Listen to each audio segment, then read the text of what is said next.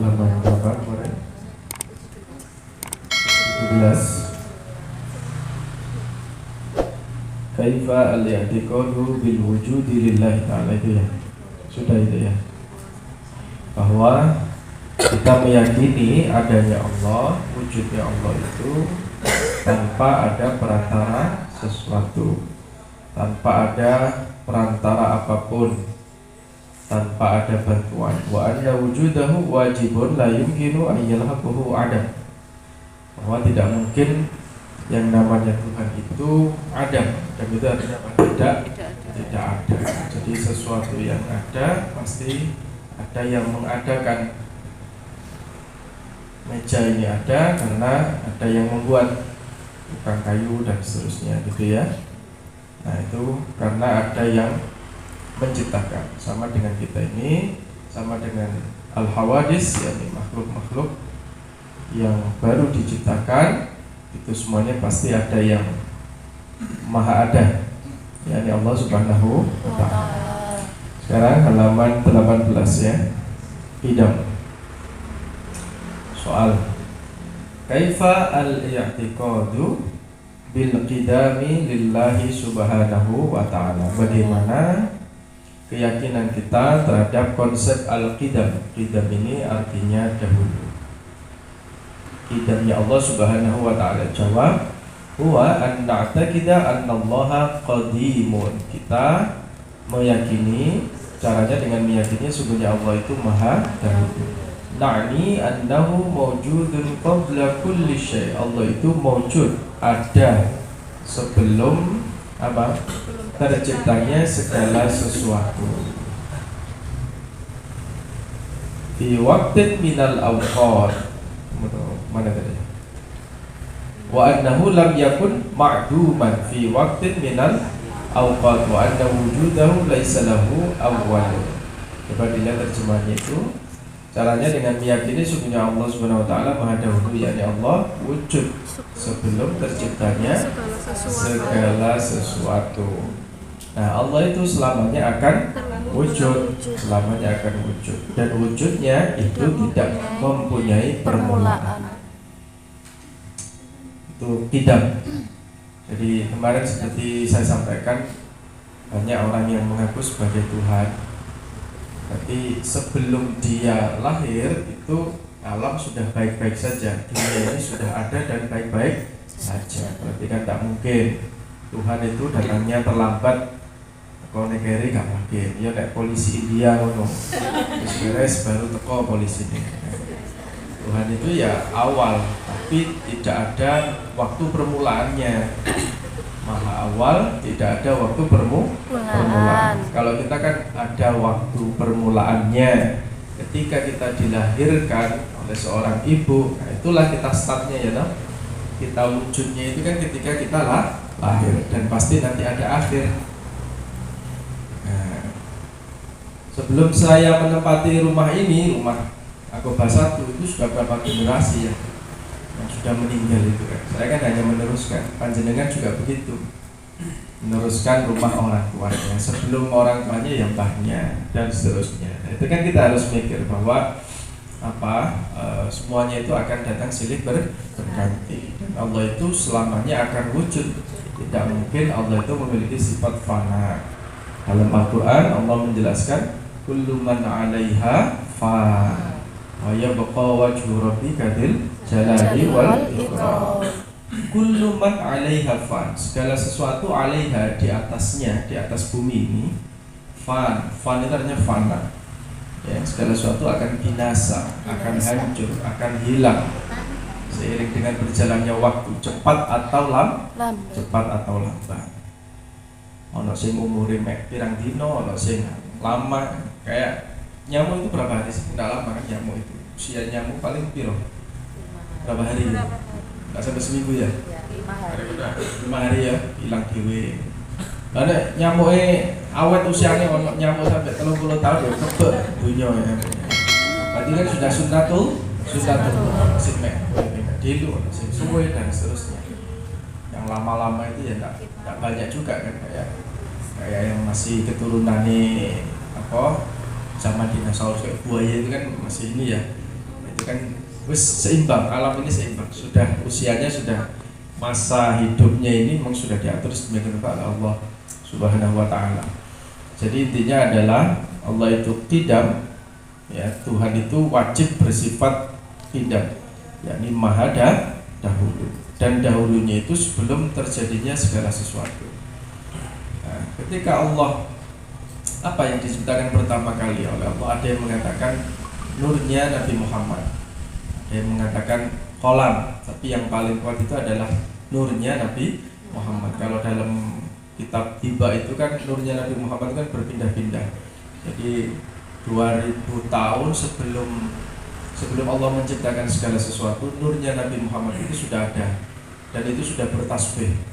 Jadi nurnya Kanjeng Nabi itu sudah bertasbih. Kemudian Allah menciptakan Nabi Adam, itu masuk ke dalam tulang rusuknya Nabi Adam, sulbi. Kemudian setelah itu pindah ke Nabi Nuh, kemudian setelah itu pindah ke Nabi Ibrahim, dan seterusnya sampai ke dalam nurnya itu pindah yang terakhir ke dalam rahimnya Sayyidah Aminah, dan itu semuanya suci, semuanya itu baik. Nah, itulah mengapa Allah memilih Nabi Muhammad itu sebagai kasihnya, Al-Mustafa. Nah, itu ya. Kemudian selanjutnya kita lanjutkan, kaifa al-i'tiqad bil baqa lillahi subhanahu wa ta'ala. Artinya bagaimana cara meyakini bahwa Allah bersifat baqa. Baqa artinya apa? Kekal selamanya. Wa huwa an na'taqida anna Allah subhanahu wa ta'ala baqin wa yabqa. Tadi ayatnya ada tulisannya wa yabqa wa rabbika dzul jalali wal ikram, dan zatnya Allah itu kekal, yang memiliki dzul jalal, keagungan, wal ikram, dan kemuliaan. Nah, Allah itu adalah baqin wa anna baqa'ahu laisa lahu nihayah. Abadnya, keabadiannya tiada batas, tiada batas. Wa annahu la yazulu aslan, tidak akan pernah sirna, tidak akan sirna. Wala yalhaqahu al-adam. Ada, masih ingat ya? Kalau pakai ain artinya apa? Tidak ada. Allah tidak mengenal ketiadaan. Fi waqtin minal awqat, walaupun hanya sekejap. Manusia itu kekal apa tidak? Tidak, no. Kita mengalami pertumbuhan, kita mengalami metamorfosis, ya toh. Sehingga salib biar imut-imut, sekarang amit-amit. Dulu masih lucu, sekarang sudah mulai keriput dan seterusnya. Ya, rambutnya mulai berubah. Mulai nanti kalau usia di atas 40 dikasih bonus sama Allah berupa penyakit. Nah, itu kan bonus kan? Tangi turu, cenu-cenu, ya. Lo suwe ngadeg terus rontok beliut, nah itu bonus itu, bonus. Ya, dijak laku-laku dulu, silo dulu wis geringingan. Peredarannya kurang lancar ya. Mungkin kolesterol dan sebagainya, bonus. Atau pikun-pikun ini bonus. Nah, itu bukti bahwa manusia itu tidak kekal, dia mengalami perubahan. Ya kadang lemu, kadang kurus, dan seterusnya. Berubah. Nah, zatnya Allah itu tidak berubah, tidak berkurang dan tidak bertambah. Kita kan ya kadang berkurang, kadang bertambah. Berkurang duit itu berkurang.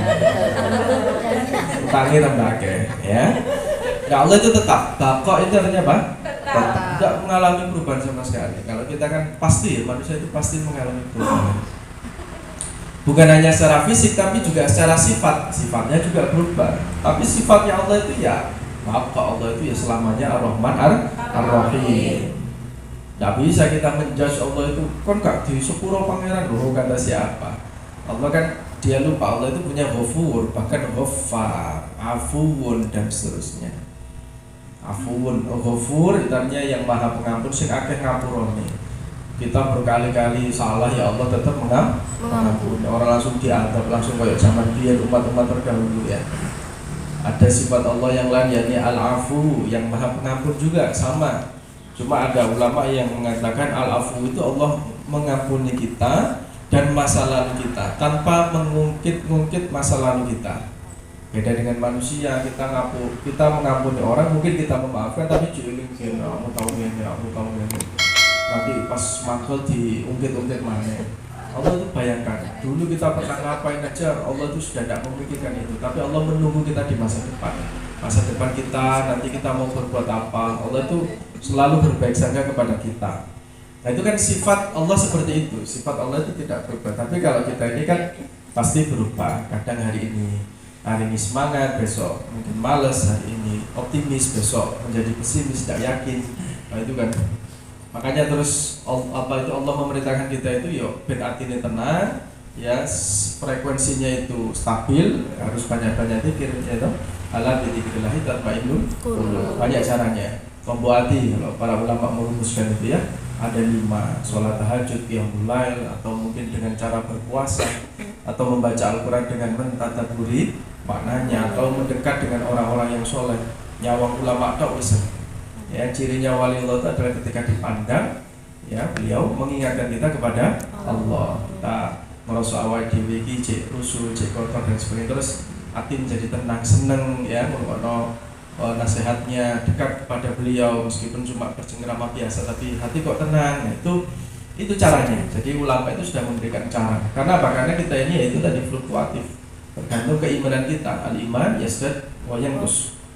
Yazdadu bil ta'ah wa yanqusu bil ma'asi. Iman itu dia akan bertambah dengan taat, dia akan terdegradasi, anjlok ketika kita bil ma'asi. Banyak melakukan pelanggaran, merasa diri ini jauh kok angel ya kate nglakoni sing sunah-sunah. Ya, itu kita harus introspeksi. Males kok dianya kok males, arep duha kok males. Ya wajib sih sudah dilakukan, tapi yang sunah-sunahnya itu, nah itu berarti kita harus introspeksi. Itu kan sifat kita yang naik turun. Nah, bakoknya Allah itu bukan hanya secara apa ya. Manusia itu kan secara fisik dan secara non fisik. Tapi kalau Allah itu bakok itu meliputi segala hal. Meliputi segala hal. Zatnya ya, zatnya Allah. Kemudian kita lanjutkan, itu namanya apa? Al-Baqarah. Terus gini, di dalam Al-Quran kan Allah menjelaskan bahwa surga dan neraka itu kekal, khalidina fiha abada. Nanti muncul pertanyaan, berarti kekalnya surga dan neraka itu nanti menyamai kekalnya Allah dong? Nah itu adalah para ulama berpendapat kekalnya surga dan neraka itu karena kehendak Allah. Karena kehendaknya Allah. Kalau Allah menghendaki tidak kekal ya tidak kekal. Nanti kita semuanya akan hilang. Endingnya nanti kita akan tidak ada. Tapi Allah tidak seperti itu. Allah mendesain bahwa khalidina fiha abada itu selamanya karena dikehendaki Allah. Nah perlu panjenengan kritisi di sini adalah kekalnya Allah itu karena independennya Allah. Kekalnya surga dan neraka nanti karena campur tangan Allah. Beda. Ya. Saya ulangi, kekalnya surga dan neraka itu karena kehendak Allah, karena campur tangan Allah. Seumpamanya Allah menghilangkan itu ya sangat jais ya, sifat jaisnya Allah. Gitu loh.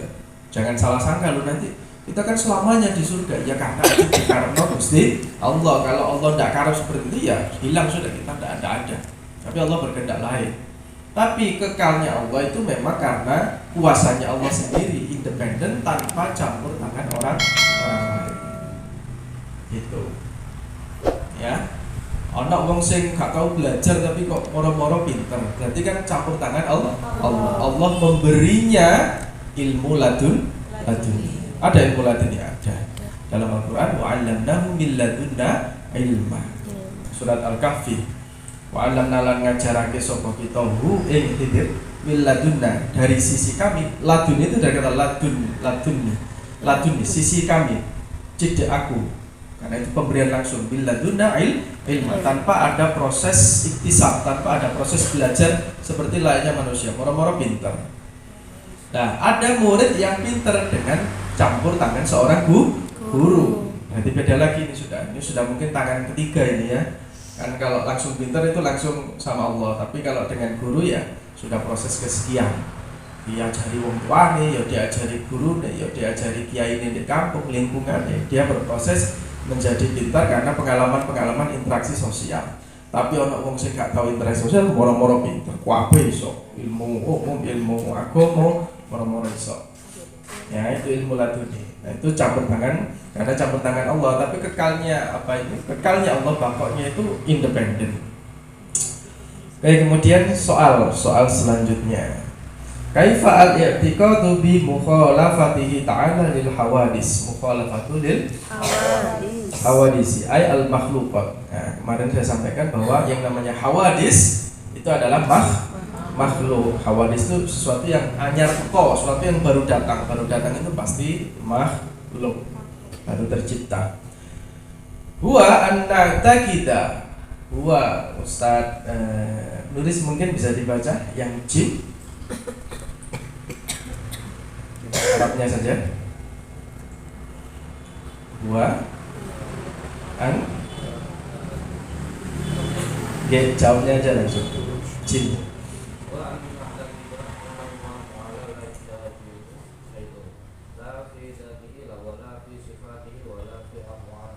Af'alihi. Jawabannya adalah bagaimana kita meyakini Allah itu mukhalafatul lil hawadis. Caranya dengan meyakini bahwa bagi Allah itu tidak ada satupun makhluk yang menyerupainya, baik dalam bentuk zat, sifat maupun pekerjaannya. Ada 3 instrumen itu, zat, sifat maupun pekerjaan. Tidak ada. Oh, kita kan berilmu. Sama dong dengan Allah yang alim, beda. Ilmunya kita karena sekali lagi ada perantara, dan ilmunya kita terbatas. Kita tidak tahu hakikatnya seperti apa. Para ulama itu kan kalau mentafsiri seperti huruf-huruf yang di awal surat, fi awal ini suar itu seperti alif lam mim, ya toh, shad, itu rata-rata memang mesti keterangannya Allahu a'lam bi muradihi. Hanya Allah yang tahu kehendaknya, yang dimaksud itu seperti apa. Tapi ya ada ulama sebenarnya ada yang tahu sedikit gitu loh ya. Jadi Allah itu kasih ilham kepada para ulama, para ahli tafsir, ini artinya seperti ini artinya seperti ini. Tapi itu pun ya bukan berarti hakikatnya, karena setiap ulama itu nanti pasti pemahamannya berbeda-beda. Itu artinya apa? Ilmunya Allah itu sangat luas sekali. Ya, seperti dalam surat Al-Kahfi, Qul law kana al-bahru midadan li kalimati rabbi la nafidal bahru qabla an tanfada kalimatu rabbi walau ji'na bi mislihi madada. Seandainya ilmu Allah itu diibaratkan lautan yang sangat luas. Nah, ada pensil gitu ya, atau pena, kemudian dicelupkan, kemudian diangkat. Nah, setetesnya inilah yang dibagi kepada seluruh makhluk. Ilmunya Allah itu jadi tidak sebanding. Ya, betapa luasnya. Para ulama yang begitu hebat saja saat tetes itu dibagi-bagi biro. Kita ini dapat seberapa 0,0 sekian persennya. Ngono wis ngerasa pinter, wis ngerasa ujug. Kriteria yang disebut dengan ulama itu kan paling tidak dia harus bisa paling tidak 10 disiplin ilmu dalam agama, dan satu disiplin, satu aspek, ya, satu materi pembahasan itu dia harus mendalami betul. Nah, makanya semakin orang itu berilmu seharusnya semakin tawadhu. Apa dosa pertama kali yang dilakukan oleh makhluk ketika Allah menciptakan segala sesuatu itu? Dosa pertama apa?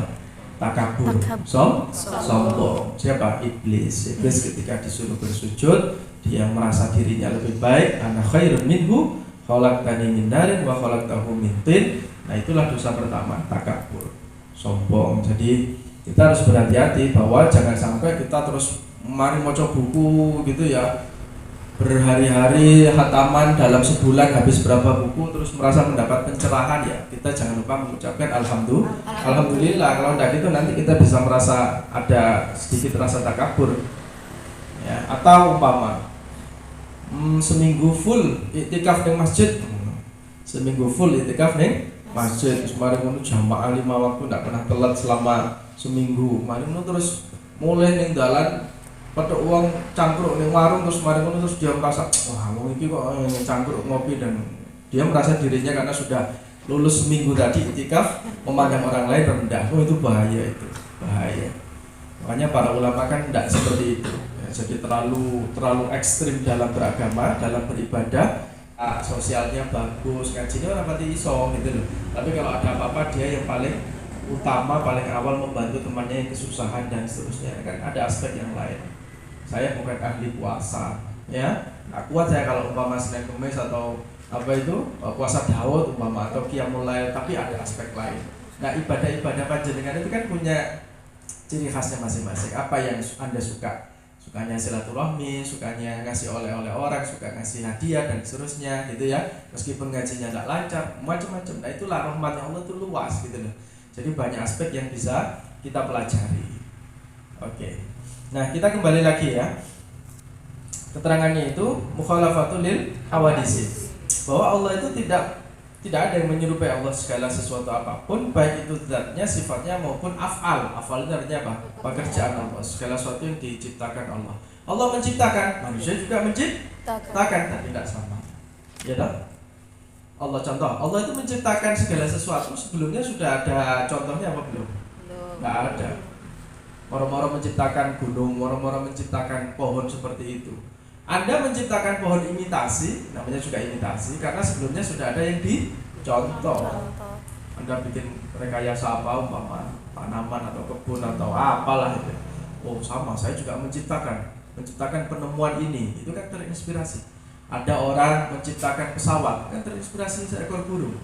Ada orang yang terinspirasi apa itu, menciptakan umpama apa yang biasanya orang terus terinspirasi karena binatang itu kan banyak toh ya.